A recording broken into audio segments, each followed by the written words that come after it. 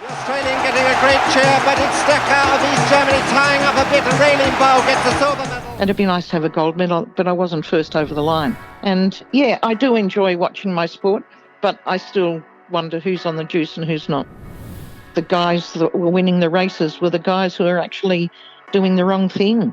And I think the integrity of sport loses in that situation. I'd never thought I'd be competing at 4 Olympic Games, so it's something extremely special and something I'm really proud of. You know, we haven't had an international game in 18 months and we're heading to the Olympics in a week or so to play the best of the best. So it's definitely been challenging. Yeah, regardless if it's able-bodied or para, I still need to find a way to be able to win the point. So for me, that's totally exactly the same approach. The Paralympic side, I mean, we're going for gold. So even if I fall short, I think I'm going to be incredibly happy with everything that I've got to put into it.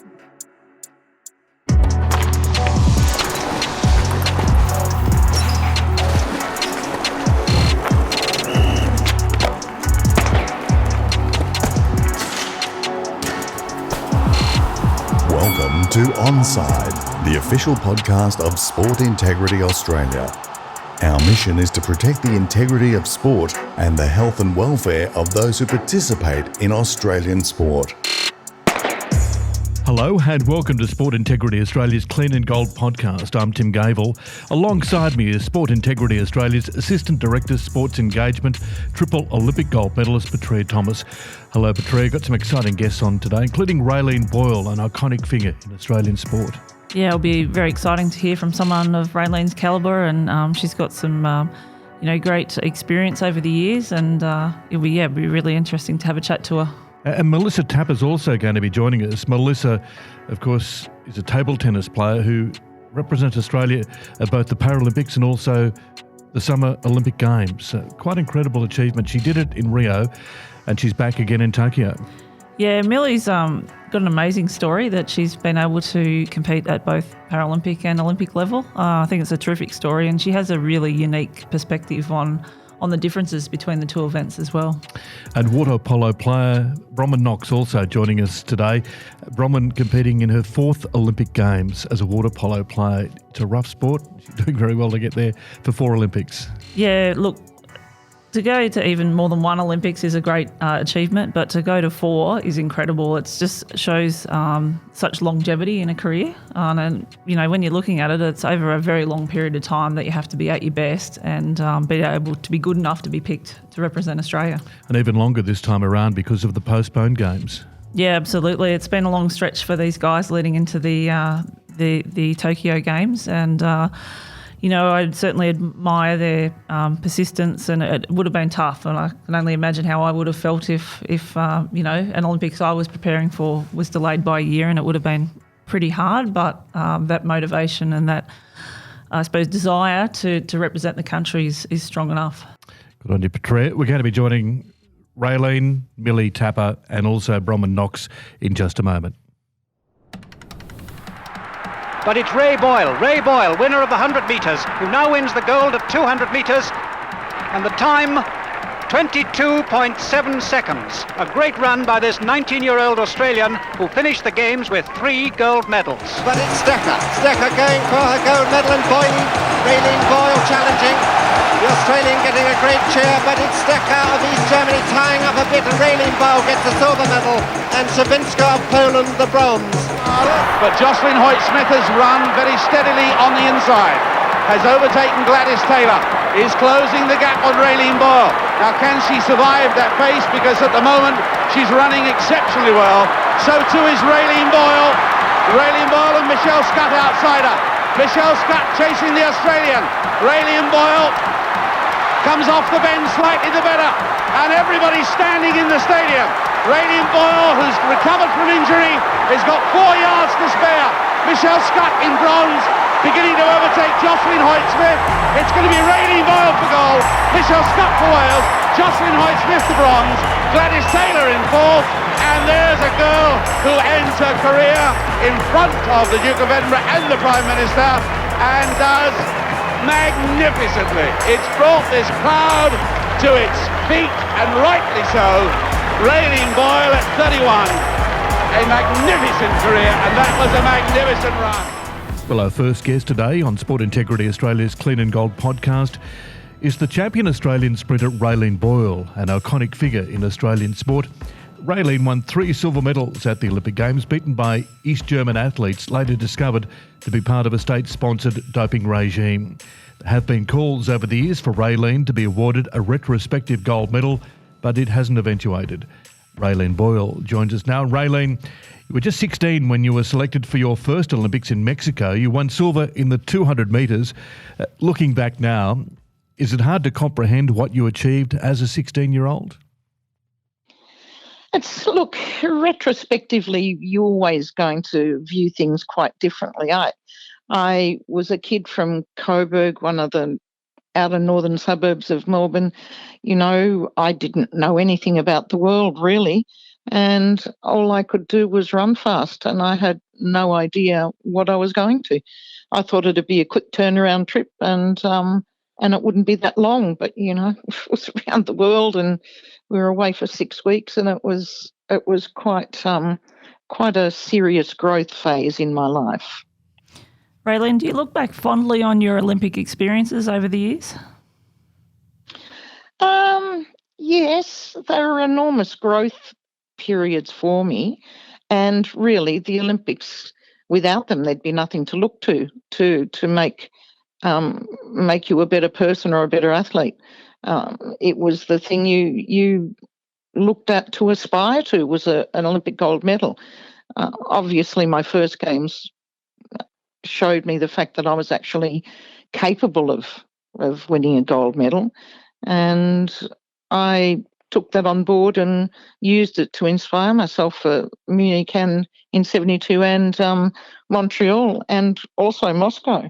But yeah, very different life. Yes. Just on, I guess, most of Australia at the time, 1976, were watching you in action in Montreal. Do you ever look back on that time? I mean, the replay showed that you didn't false start in that first attempt, and obviously 2 false starts and you were disqualified from the 200 metres. Have you looked back and sort of thought, oh, what might have been at the time? The way I look back at it really is I look back at what happened in Munich with the East German systematic performance enhancing. Yes. And then I look to Montreal and the fact that I was accused of braking twice, and really I was in fantastic shape in Montreal. I very definitely think that I would have been a big challenger for that gold medal. I look back at it and I just hope people don't remember me for those things or remember me as an athlete for those things, or for whinging. I've never really whinged about it. It's just, you know, what happened. It is what it was. And there was an awful lot more to my career than that. So Absolutely. I hope people don't just look at that and remember me for those things. I mentioned a moment ago that there had been a bit of a call for you to be awarded a retrospective gold medal. Did you sort of buy into that? Do you think, well, that'd be nice, or how did you feel about that? Look, I've never bought into that. People over the years have said that. Various groups have said it and lobbied for it. But really, it'd be nice to have a gold medal, but I wasn't first over the line. So I don't know. There's different ways to view it. You can say, well, Renata Sticker was loaded with testosterone, and sure, a male is always going to beat a female over the distances I ran. Oh, look, I don't know. Yeah. I don't know how I feel about it. Yeah, but because people really do look upon you incredibly fondly in Australia. They just love Raelene Boyle. You became the first woman, by the way, to be a flag bearer for the team in Montreal, and it was celebrated by one and all, and you continue to be celebrated to this day. How do you feel about that adulation that you received? Because a lot of people just love Raelene Boyle. Well, it's wonderful to be admired. I think it's very nice that people could appreciate my running, and probably the attitude I had about it too, because I was out there to have fun as well as run fast. I wasn't just there to run fast and be an angry competitor. I was a really happy athlete. I had the best time. I saw the world. I had great experiences, and still the opportunities from that period of time are coming my way. So, yeah, I just think it's great that the community still remembers Raelene Boyle. And I, for example, was at the gym this morning, and the old guys there, the old Vietnamese vets, most of them are, they always comment, when are you getting that gold medal, or you had too much fun, you laughed all the time, or it's very nice. It's very nice. Just makes you a bit embarrassed when you're a bit chubby like I am now. Raelene, with Tokyo coming up very shortly, do you still follow the athletics or sport in general? Oh, how honest do I be, Petria? I follow sport very hard. I don't use a computer, so it's very hard for me to follow sport in newspapers and on the news because and the only thing that's talked about really is football, and I'm not that interested in it. I get bits and pieces of snippets of what's happening in the sport from various people I talk to, and yeah, I do enjoy watching my sport, but I still wonder who's on the juice and who's not. It's quite incredible that the takers are way in front of the people trying to stamp it out. Yeah, are you concerned about the integrity of sport still? You think, it seems as though the scientists are ahead of the anti-dopers at times? I think that the integrity of sport lost its appeal to me a very long time ago when, being a little bit close to the sport back then, I knew who was on the juice and who wasn't pretty much. You sort of had an idea. And the guys that were winning the races were the guys who are actually doing the wrong thing. And I think the integrity of sport loses in that situation. You've had quite a public profile in terms of breast cancer and ovarian cancer. You've been out there. Was that hard to come out and be the public face of those campaigns? Given that I guess you'd had the spotlight because of a runner, then you're back in the spotlight because of those campaigns? At the period of time when I was sick, really sick, and I kept it pretty close to my chest for a long time, so to speak, it was tough. I didn't want any publicity. I just wanted to go through the treatment, get it over and done with, hear whether I was going to live or not, and decide how I was going to move forward in my life.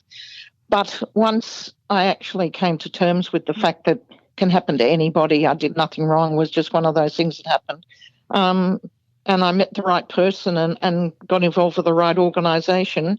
It was actually my pleasure, and I know that sounds silly, was my pleasure to be able to use my face and my profile to make things better for the people, the women in this country and the men diagnosed particularly with breast cancer.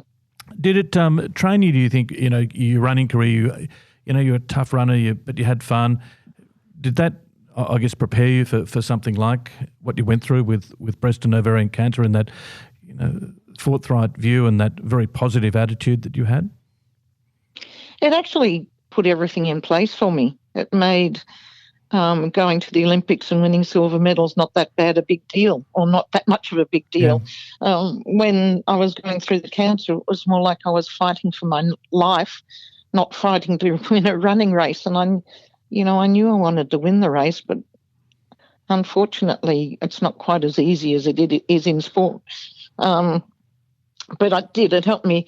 The sport gave me a leg into what I was going to go through, even though I didn't have any idea what the treatment was going to be like. The sport, having to go to the track every day and train, even if you felt like absolute rubbish, with the cancer treatment, you felt like rubbish all the time, but you still had to go through it to save your life. And I wanted to live, so I did it. Mentally, I guess you're a very tough person as well. But it would have affected you mentally going through something like that? Yeah, it did. And as I said, it put everything in perspective in life. And really, I suffer the consequences of that with depression. I think Petria's had depression too. Depression and anxiety and a lot of those other issues. But I went through a lot of years of pretty poor health. And really, it was like a 24-hour turnaround from being perfectly healthy, still my racing weight at 44, still running 5K a day as exercise, working in horticulture that I loved, but was was hard on the body, to being a person with cancer who didn't really know what the long-term proposition was in life. And, it was a quick turnaround. Raelene, you mentioned going to the gym. How's your health going now, and are you able to get out and do the things that you want to do? I've just turned 70, and no, I don't really do the physical work I used to do in the garden and around the home, but I do go to the gym and I do exercise every day. I've got a golden retriever that insists on a walk every day, so I go out and it's more of a little bit of a march, 4K every morning, and I go to the gym 3 or 4 times a week and I work with a personal trainer. And to be truthful, I absolutely love it. I love it. It's I don't have to do it anymore, but I want to do it. Well, that's fantastic to hear. I've just rejoined the gym again, so I'm trying to find my way back to a bit of fitness. Yeah, it takes time, Petria. You just got to let yourself get over the fact that you're not an elite athlete anymore and that you're not chasing gold medals anymore. And you go there and you have a bit of fun, bit of a laugh. I have a laugh with my personal trainer, but we still push out some pretty big weights for a grey-headed old bag and a skinny little personal trainer. You're going to watch the Olympics, Raelene, or, sort of passing glance? How do you feel about it? And I'll watch. I will watch with interest, and I will be able to join in conversations with my friends and family about what's going on.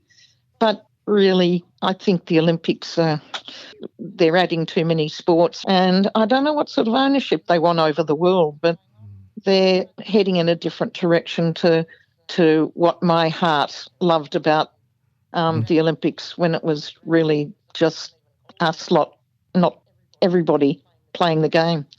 Yeah, so a lot of sports have been added. I think they're looking at adding more sports as well, trying to get younger viewers and younger people involved in the Olympic Games. But as I say, a lot of people sort of question some of the sports that are coming in, but they're there, they're part of the program, and I guess it'll be that, part of the Olympics going forward. I love it when it was just a city had an Olympics.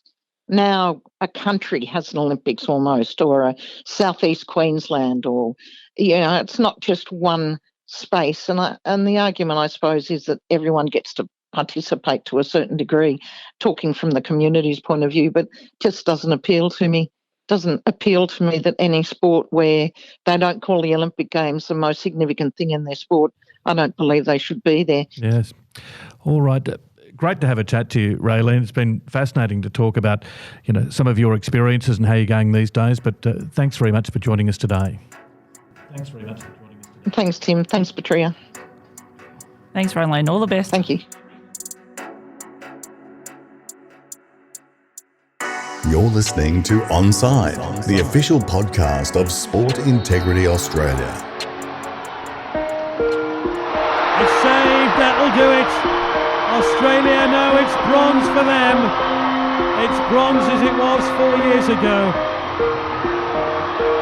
Oh, but they've lost it. They've lost it. The goalkeeper's lost the ball, and incredibly, Ontal has scored. 11-all. Second period of overtime about to get underway. Australia have the narrowest of leads. Can they hang on for another 3 minutes to claim bronze, just as they did 4 years ago in Beijing? Here's a swim off there. Yes, Australia back in front. All smiles now. Beechworth is on a narrow lead. And another exclusion foul. That should do it. If that has crossed the line, it has. Australia have taken the bronze medal. Beechworth scores a goal, the second goal of overtime, and the celebrations can now begin. Our next guest is water polo player Bronwen Knox, who's competing in her 4th Olympic Games, becoming the first Australian female water polo player to be selected for 4 Olympics.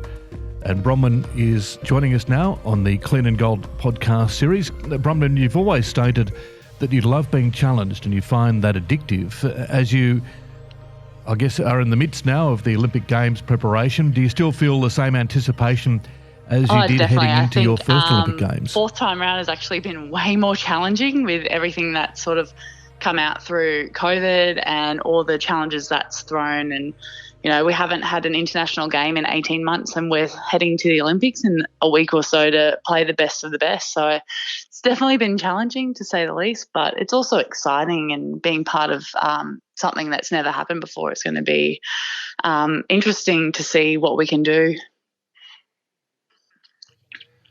What has been the biggest challenge for you Where then? to start? I think for me is having that really long break during the first COVID lockdown and not being able to train. It sort of took everyone by surprise. So there were nothing in place for us to sort of stay engaged, stay involved. And being an older athlete, you know, once you stop, the body just starts to disintegrate on you. And getting back and trying to start again, there was just roadblock after roadblock in regards to like niggles and injuries and new things that popped out of nowhere that you weren't expecting. You know, I know my injuries or my injury prone zones, and I, you know, make sure I'm on top of those, but to have things come out of left field that you weren't even expecting, it made it extremely challenging to get on top of things when you just didn't know what was going to happen next.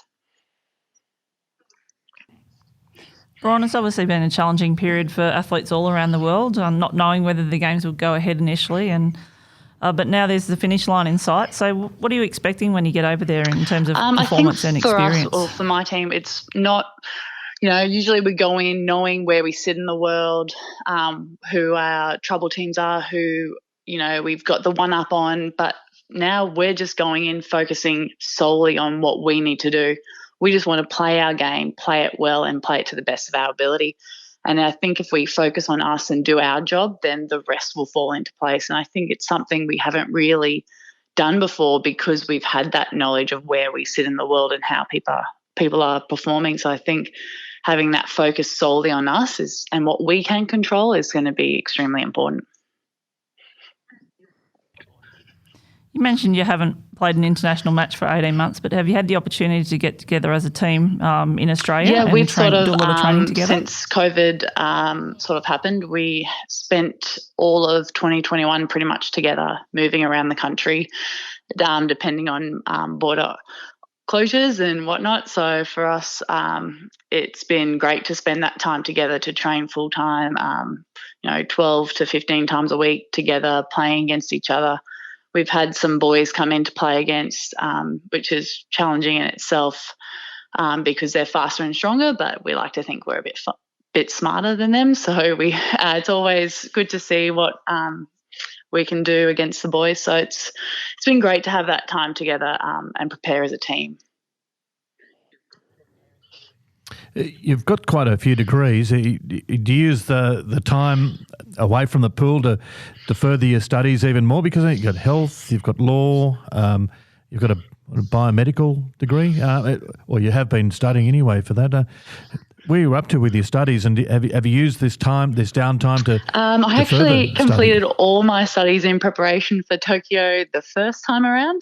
I sort of timed it out perfectly, and then having this extra time has been really good in helping me really define what I want to do post Olympics and transition from athlete into the professional world. So for me, it's been a whole bit about networking and getting to know people and signing up to the mentor programs and really getting to know what the professions out there, what's involved, and how I can really start to engage with something outside of just me as an athlete, as a sports person.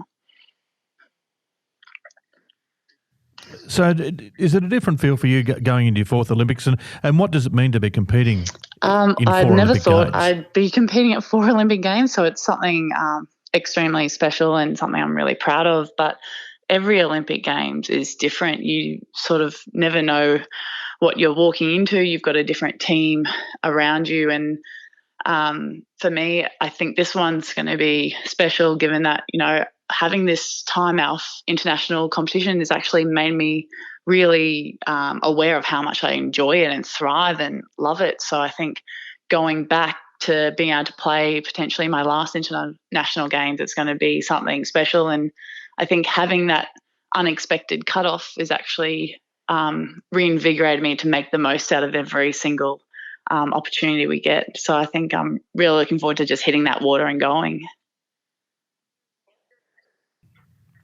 Ron, you're a veteran of the Stingers team. What advice will you give, will we share with the rookies on the team about we've actually playing got at that an meeting Olympic this Games? afternoon of with all the debutants to sort of share our experiences and talk through what you could expect, what you might expect. And I think for me, what I wish someone would have told me is just really take a moment to take it all in. Like, I can barely remember a lot of things from my first Olympic Games. Like, I remember some of the feelings and emotions, but it's hard to really pick out points and memories without having visual cues. So I think just really taking that moment to sit and reflect and enjoy it rather than being overwhelmed by the atmosphere that it does create.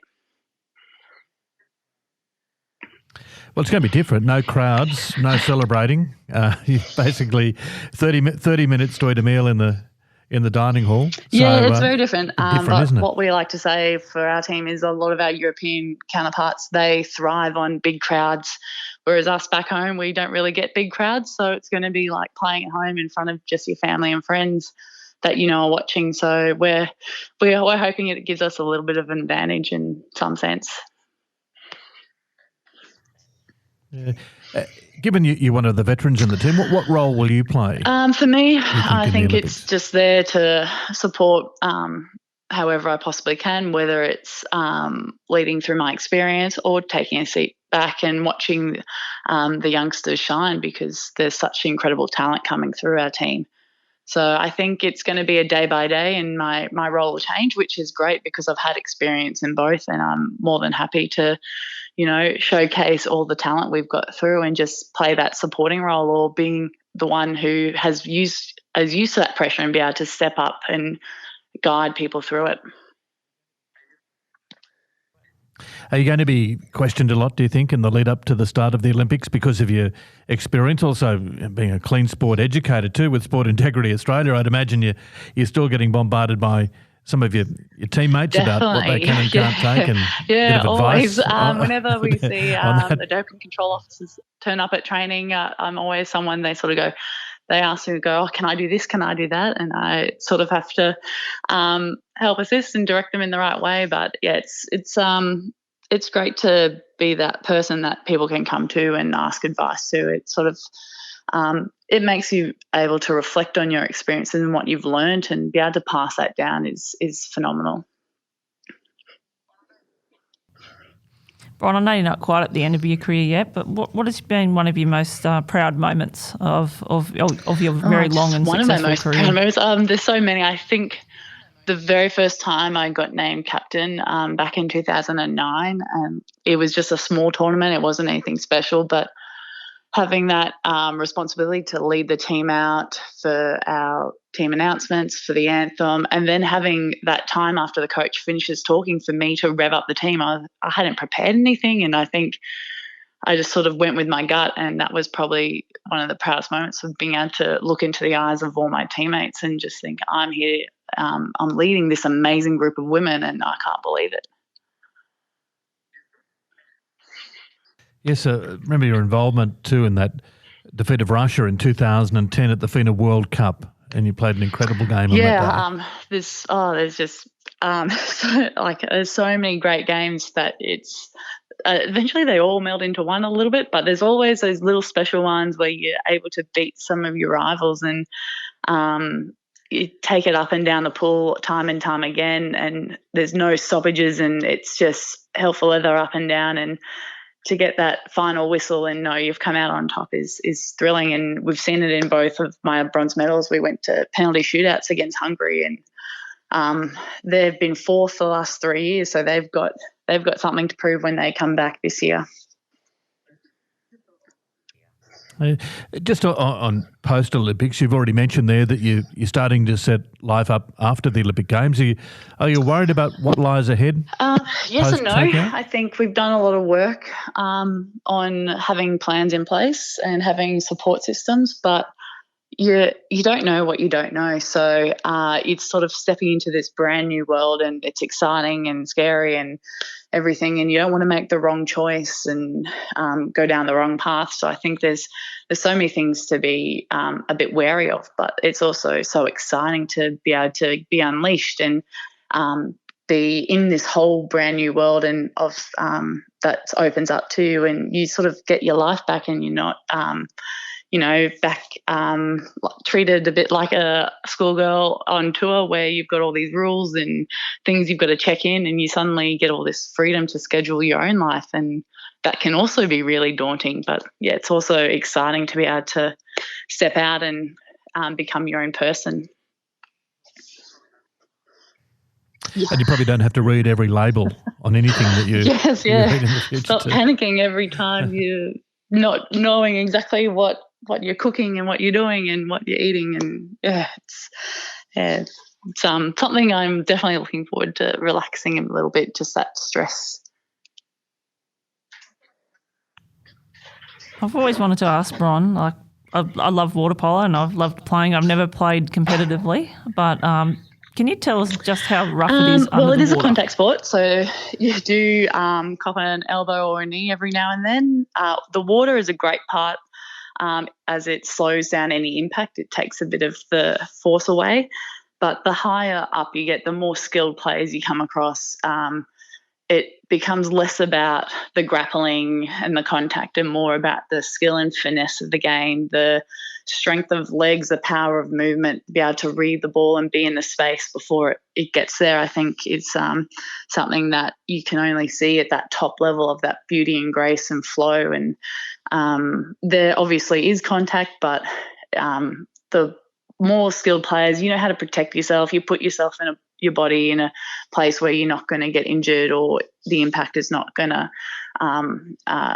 hit anything that's going to break. So it is a contact sport and things do happen. I think last Olympics, one of the girls fractured her eye socket, unfortunately, and that meant she could no longer take part. But, you know, the more you get through the game, the more you learn about it, the more you're able to protect yourself from those sorts of injuries. And it's part of the fun of the game. You don't know what your opponent's going to do and how to be one step ahead of them and get out of any holds or grapples you get into.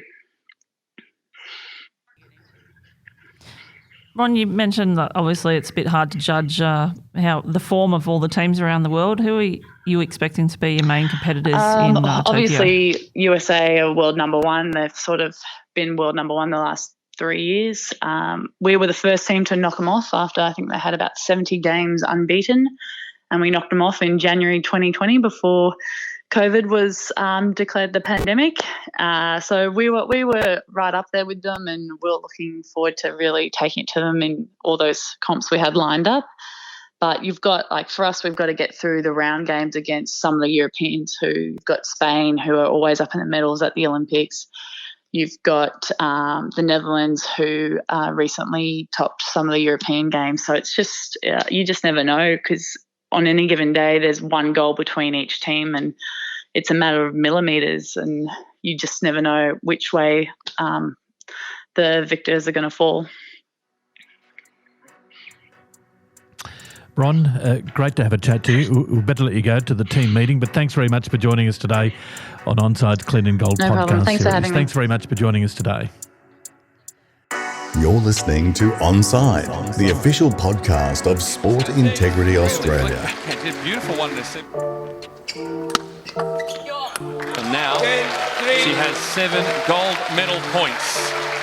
Melissa Tapper from Australia.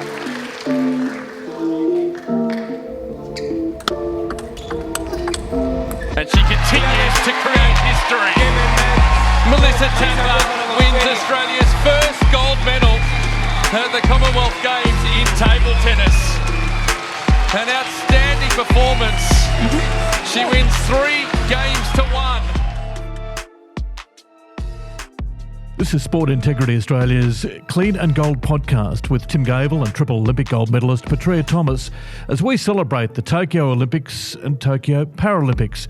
And joining us now is table tennis player Melissa Tapper, and Millie, as she's known, is competing in both the Olympics and Paralympics in Tokyo. In Rio, she became the first Australian to compete in both the Summer Olympics and Paralympics. Melissa won gold in the table tennis at the 2018 Commonwealth Games on the Gold Coast. Melissa, just in the lead up firstly to the Olympic Games, how do you focus on the Olympics when you know you've got the Paralympics immediately after it? Is it hard to pace yourself going into both of these events? I guess there's a little bit, but again, I'm very lucky that I've got an incredible team around me to help manage that side of things.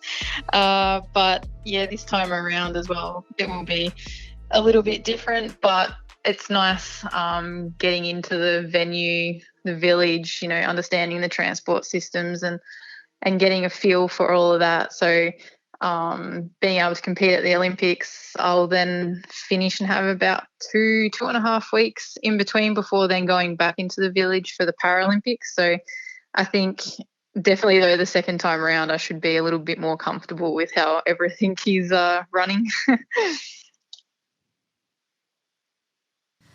Millie, you've had the unique experience of playing at the elite level in both para and able-bodied events. Is there a difference to the way you approach it, or is it just all in for you? I mean, everyone that I compete against is turning up to try and play their best and win, and I'm doing exactly the same thing. So every athlete that you play has a different strength, a different weakness, and regardless if it's able-bodied or para, I still need to find a way to be able to win the point. So for me, that's totally exactly the same approach.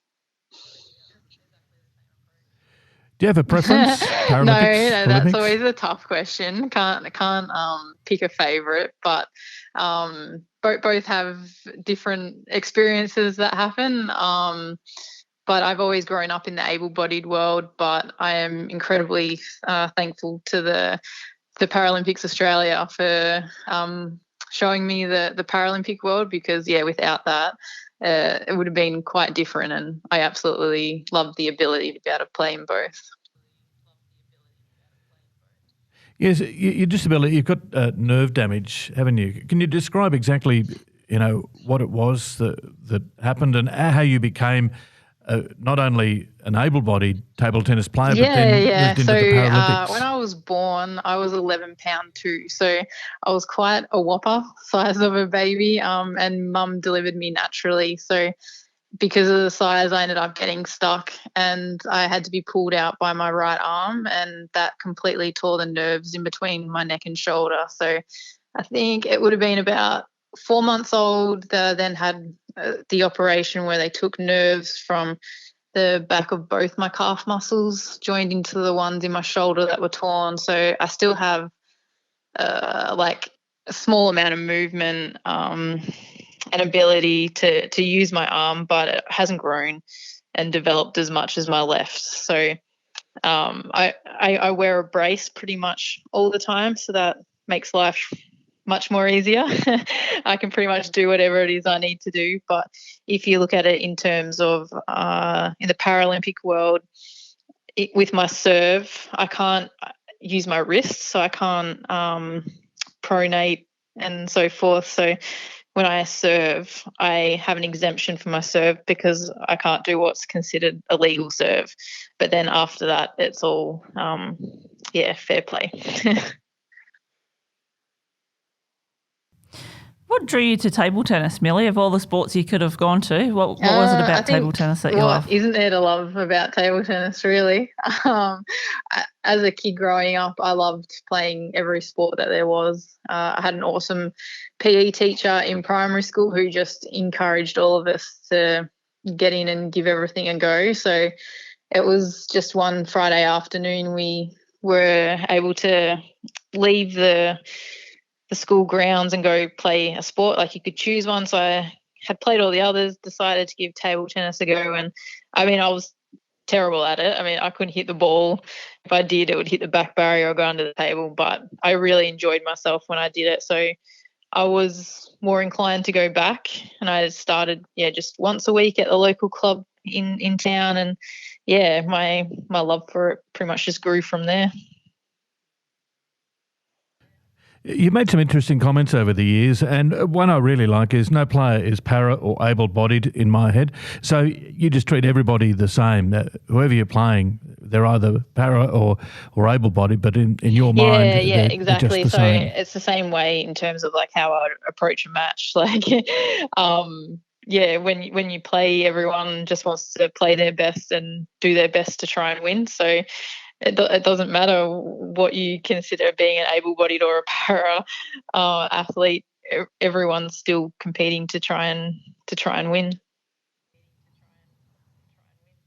And I would imagine that the Paralympic world really is a totally different world than the Olympics, isn't it?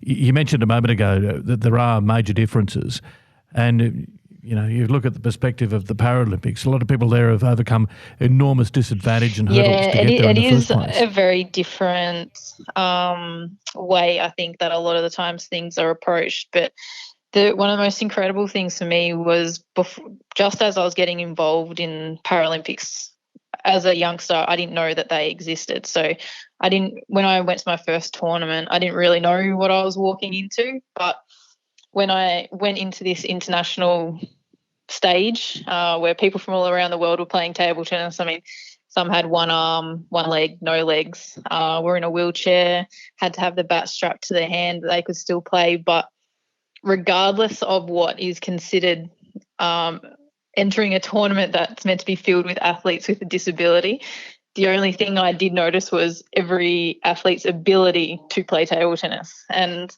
I thought that was really cool because regardless of, what may be considered a deficiency that someone has, they can find a way regardless to still be able to get on with the job and play table tennis really, really amazingly. So that was really cool. We're all looking forward to Tokyo going ahead. In terms of your performance and experience expectations, what are you expecting when you get over there? It's going to be a bit of a hard one in terms of expectations, I think. But I think the AOC and PA have done a fantastic job in terms of preparing us for the fact that things are going to be quite different.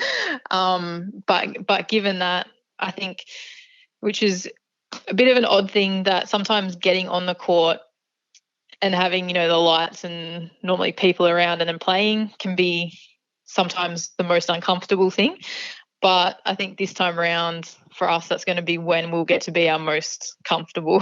So I'm really looking forward to seeing what the last additional 365 days that I got under my belt, what it is that I can end up doing out on the court. So for me at the Olympics, I'm really excited just to try and fight for every point. It's going to be incredibly difficult, but if I know that I can make my competitors work incredibly hard to win the points that they win, then for me that's my aim. And then the Paralympic side, I mean, we're going for gold, so I'm setting the bar very high. So hopefully we'll build up to that, and even if I fall short, I think I'm going to be incredibly happy with everything that I've got to put into it.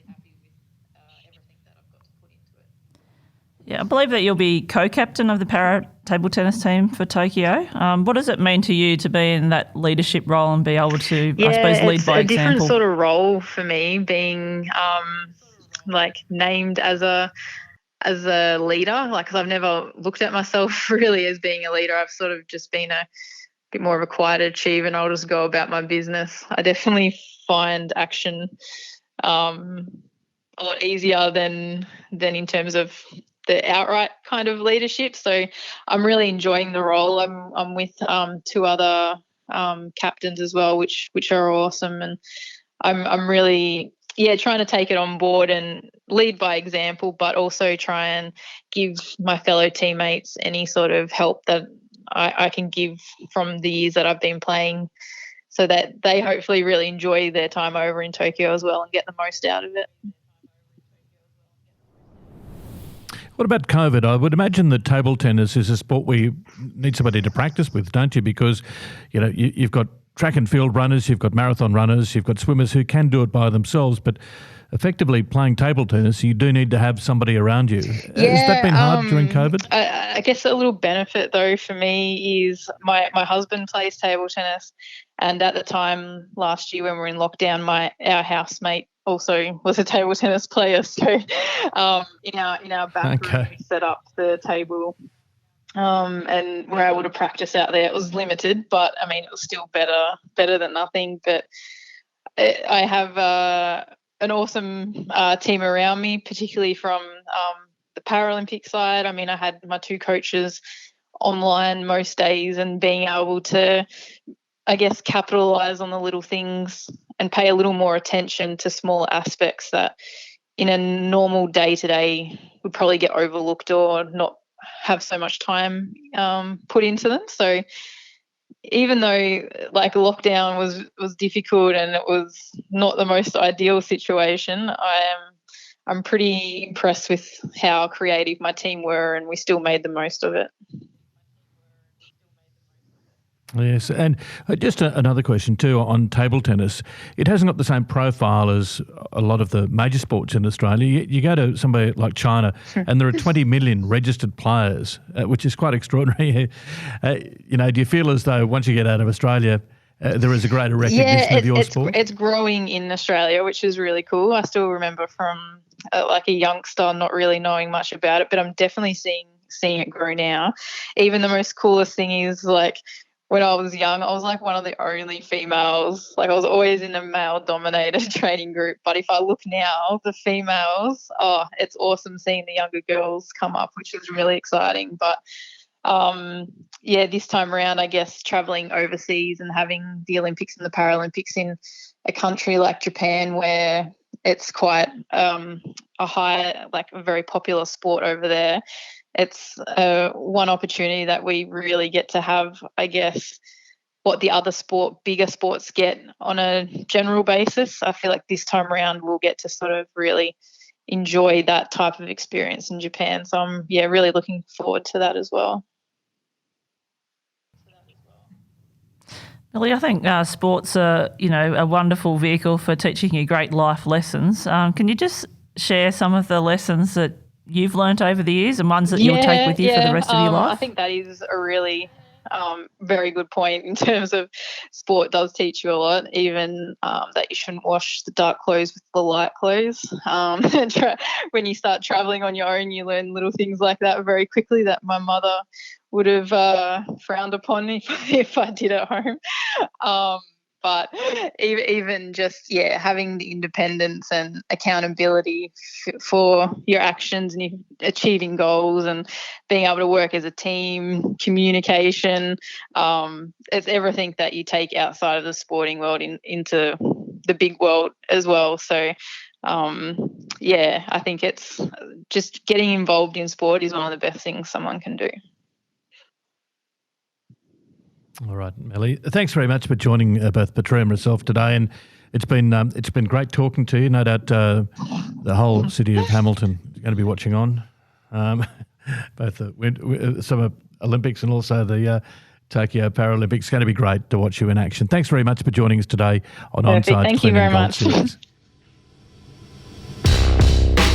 My name is Kerry Nola and I competed in the Australian Women's Quad Scull at the 2000 Sydney Olympic Games. I also work in the anti-doping policy team at Sport Integrity Australia. My first tip for Tokyo is about being a Tokyo Olympian. I would just like to say that every Tokyo Olympian can be so proud of being selected in the Australian Olympic team. That in itself is one of the biggest achievements of so many athletes' sporting careers. Just to be on the starting line at the Olympic Games is phenomenal. Everything thereafter is a bonus. Of course, as an elite athlete, you will not be satisfied to just be there and will be wanting to win a medal and wanting to win the gold. All of these achievements are extra icing on the cake. You are all true champions and should be immensely proud of your efforts. My second tip is about the unique nature of these Tokyo Games. There are always challenges and disappointments that need to be overcome in elite sport. These Olympics are throwing up obstacles that have never been experienced before. It is well recognised that every setback presents an opportunity, and the circumstances of these games are no different. While the lack of crowds and the segregation will prevent many of the amazing experiences usually offered by an Olympic Games, it will allow you as an athlete to fully focus on the competition, absent any distractions. And for many of you, that will allow you to be fully immersed in producing your best performance. My third tip is just breathe and capitalise on the moment. In all walks of life, including elite sport, the most important thing is just breathe. Along with a cup of tea, breathing can be the answer to everything. My final point, which is a sneaky number 4, is just have fun and do your best no matter what, as being at the Olympics is an experience of a lifetime that will be with you forever.